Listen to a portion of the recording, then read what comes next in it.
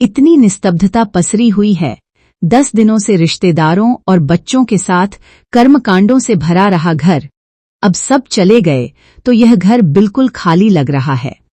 35 वर्षों तक अध्यापन का कार्य किया, सबको विद्यादान दिया, बच्चों की शादी की और 1 साल पूरा होते ही पदवी से अवकाश लिया और सुख से जीवन व्यतीत कर रहे रामाराव मास्टर का निधन हो गया।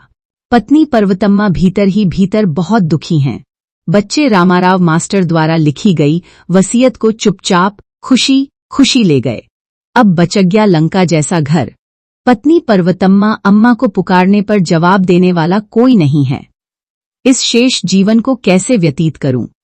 इस विचार से पत्नी पर्वतम्मा अम्मा निराशा में डूब जाती हैं। वह जाकर अपने पति की तस्वीर के सामने खड़ी होती हैं और बच्चों द्वारा वसीयत ले जाने के बारे में सोचने लगती हैं, मेरी माँ कैसी रहेगी? इस पर विचार किसी को नहीं है। अम्मा, अब हम जा रहे हैं कहते हुए सब चले गए। यह सब एक सपने की तरह बीत गया।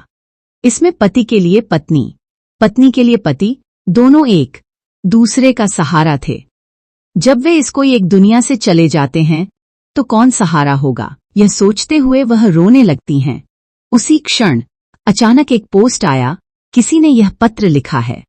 अरे, यह पत्र किसने लिखा होगा?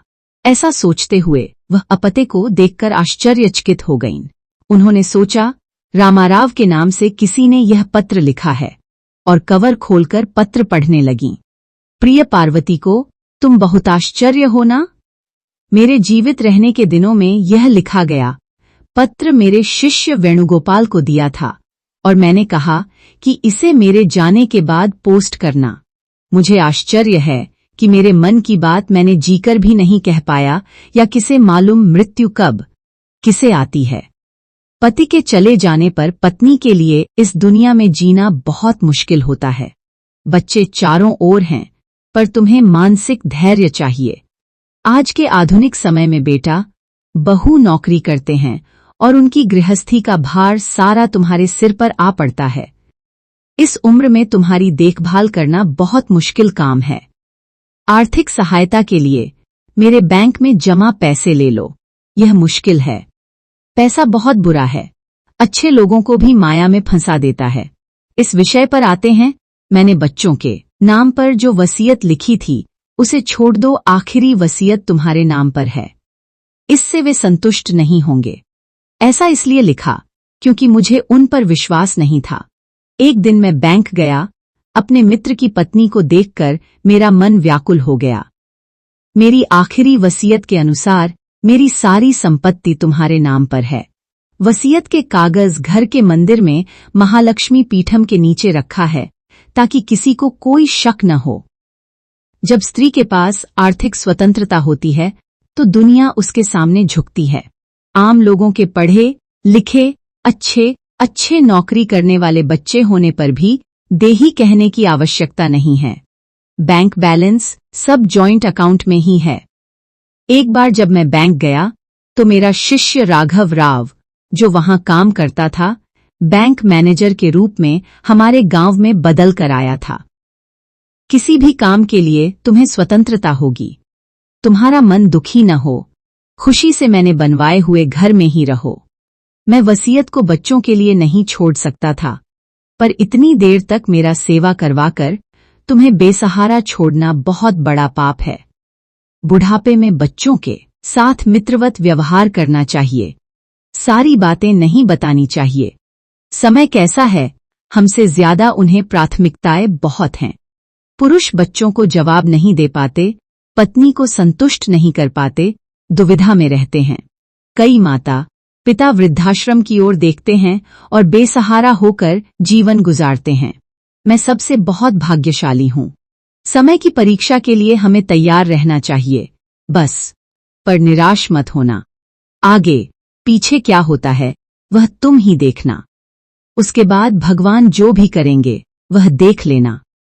इतनी बात को लेकर मैं अचानक इस दुनिया से चला गया और वह जिम्मेदारी तुम पर आ गई तो तुम्हारी स्थिति कैसी होगी मैं कल्पना कर सकता हूँ। हथियार हाथ में नहीं, मन में होता है। इसलिए हर हिस्से को अपनी संपत्ति मानते हुए हमारे जैसे गरीबों का एक योजनाबद्ध जीवन होना चाहिए। जीवन से हमेशा डरने की जरूरत नहीं है, बिना लड़े भागना नहीं चाहिए। मुंह से बात करने से क्या फायदा? यदि बच्चों को काम करवाकर तुमने अब तक इतनी कठिनाइयां झेली हैं, तो अब खुशी से समय बिताओ। जो बात हमारे मन में है, मेरे जीवित रहने के दिनों में हर समस्या पर मैंने तुमसे चर्चा की और सलाह ली थी। अब मुझसे सलाह पूछने के लिए मैं नहीं हूं, इसलिए महत्वपूर्ण विषयों पर समय और स्थिति को देखते हुए निर्णय लेना तुम्हारी जिम्मेदारी है।